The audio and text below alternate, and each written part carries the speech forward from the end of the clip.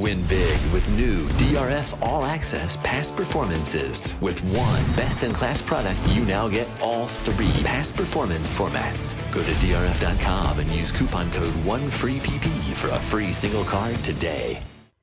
Hi, everybody. Dan Illman, Mike Beer, taking a look at the DRF race of the day for Thursday, October the 10th. It's race number 8 at Keeneland. We're going a mile and a 16th on the turf, high-level allowance.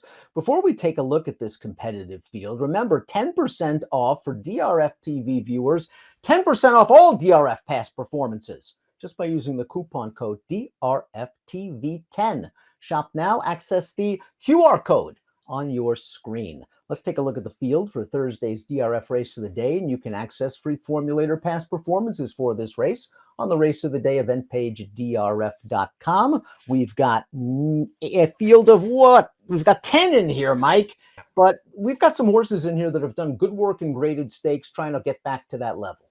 Yeah, it's the kind of race that you almost only see at Keeneland these days. Dan, they have obviously the best stakes program in the country, but you got a lot of races like this there. I mean, this is basically a stakes race that's going under allowance conditions. This is a really, really good field.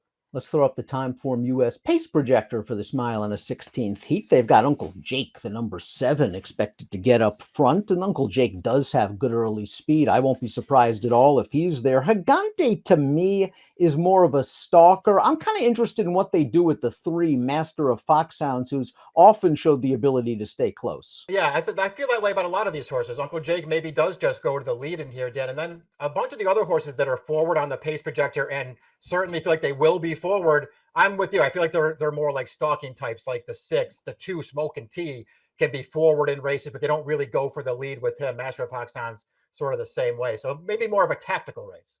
Major Dude, the number 1, is another horse that can kind of work out his own trip, especially breaking from the inside post. This is a 3-time graded stakes winner who hasn't started since the 4-star Dave, where he just didn't fire his best shot against Carl Spackler, maybe the best turf miler in North America right now. Major Dude 2 starts back against allowance horses at Saratoga. He tripped out. He got it done.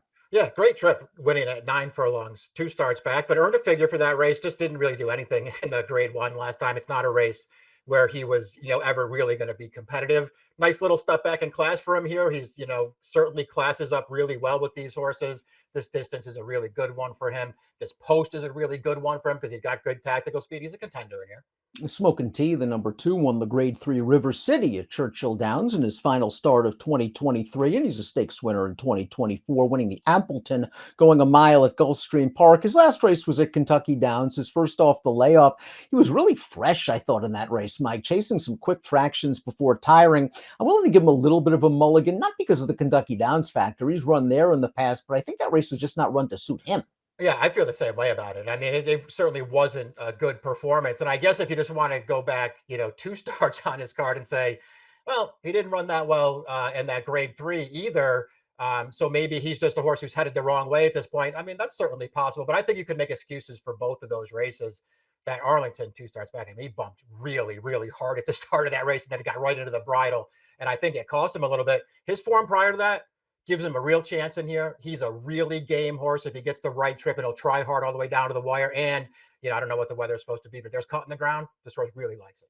The 3 is Master of Foxhound, seeking his first victory since 2022 when he won the Grade 2 John Henry Turf Championship. He's run well against tough company, all graded stakes, save for his last start, the Schuster at Horseshoe Indianapolis, his first start off a long layoff.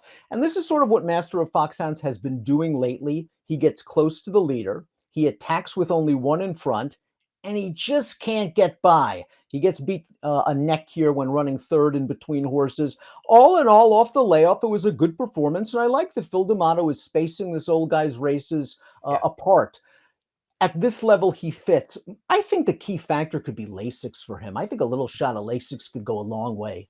That's interesting. Yeah, that's something you always have to keep in mind, that he does get to run on that now as they step back into an allowance race. He's just one of those horses who always shows up and very rarely wins. And the older they get and the longer they go about that losing streak, they just get harder and harder to take. And I know he's technically stepping back in class here, but is he really? This is a really, really good field. I don't know, man. He can win here. I would just kind of wait and see what kind of price he is. Anything, he's 4-1 on the line. Anything less than that, be pretty hard to take. Even 4-1's a little bit too short, but Yep. he does have tactical speed, and his last race at least showed that he could step. The 4 is Johnny's Fireball. They ran him on dirt. They were up at Saratoga last time out, and that is simply not his surface at this point in his career. And the Wise Dan, 2 starts back at Churchill Downs, he was pressing on him in Fleet, and he just couldn't get with him. At the allowance level, 3 starts back, Mike, he was a winner, and he was up close to the pace. I just wonder how he stacks up against this caliber of competition. Yeah, I was worried about that too. I know he's got a race or two that's going to give him a chance in here. I thought this was a really, really tough spot for him. And even the win 3 back then when they went in that, high level allowance race, I'm not going to take anything away from him. He did what he had to do in there. I don't think he ran the best race that day. I thought the horse that finished second in there got a terrible ride and was clearly the best horse. Harland Estate, the number 5, another horse coming out of a race at Kentucky Downs, but a horse that has run very well over the surface in the past. It just didn't work for him in that last race. He's now making his 3rd start off a short layoff. He's getting Lasix again. He's getting blinkers again. He does have some figures on the go back that make him interesting. A lot of minor awards on his page, however. You don't like that. He's also a horse he's really trip dependent, Dan. And so we'll see if this pace sets up the right way for him, because he does kind of like to sit back and then make a run through the stretch. He ran fine 2 starts back when Major Dude got a really good trip and outfinished him, but it's not like he was ever going to win that race, and he was pretty bad last time. Gante, the number 6, is coming off a pretty substantial layoff for Steve Asmussen. We haven't seen him since the spring when he ran in the Muniz, but when this horse is right, he kicks very hard in the stretch. He won the Grade 2 Secretariat as a 3-year-old at Colonial, along with several other stakes races. And last time out, he made an early move. He got a little bit tired. He was in against I'm Very Busy, who at that point was on the cusp of being one of the better turf horses in the country before being sidelined. We'll see what we get off the layoff, but if this pace is solid, he'll kick. Yeah, it will, and he's not a horse who needs to be that far away either, Dan. I mean, this is a horse who was very tactical. They can be forward with him if they want. If they have to sit back off the pace, he's okay with that. And ultimately, I mean, you see horses coming back off layoffs like this, especially in a field like this one, where he's going to have to be basically 100% cranked up if he's going to win. But it just feels like we'll see if there was some kind of an issue. I don't know. But, Asmussen, this horse went from May of last year all the way through March of this year without a break. And then he's been on the tab since the middle of the summer, since the middle of July. So it feels like Asmussen's been sort of building this horse up. So maybe he's ready to go here. I think he fits with these horses. Lasix back on the 7, Uncle Jake, who could be the early pace setter. He won 3 in a row to start off his 2024 campaign, but those races were on dirt and on synthetic. Beaten last time out on turf, but I wonder if maybe the distance got to him that day, going 1.25 miles and setting a fair pace. Yeah, that's fair enough. I mean, I don't think you're supposed to be too hard on him for, making his turf debut going 1.25 miles and putting him on the lead. We'll see if that maybe was too far from it, but it's still, it's not like he doesn't have something to prove here, Dan. He'll probably be on the lead again in this race, but there are going to be some good horses coming after. English B, the number 8, is a pretty cool horse. He's been around for a long time, but I'm beginning to wonder if he's starting to get a little bit long in the tooth. He didn't fire in the Tepin last time out of Kentucky Downs, and that's a track where he's run well in the past. The dinner party was over soft going, and maybe he didn't care for that, but his race in the Henry Clark 3 starts back, he really had no excuse, and his stablemate Dataman ran right over him. Yeah, I agree with that. And then you go back to the 2 starts before that Henry Clark, Dan, and usually when Motion would step back with this horse and run him in an allowance race, he'd be really competitive. And that wasn't the case in those prior 2 starts. Then he hasn't really run well since then. So maybe it's just, sort of this horse reaching the end of the road at this point. It'll be a big price, though, if you like it. Maybe the 9 Tonka Warrior just didn't care for the give in the ground. Last time out at Hawthorne, a yielding turf course in a stakes race, and he didn't really fire. His prior 2 starts on firm going, albeit against much weaker horses at Canterbury, resulted in good races.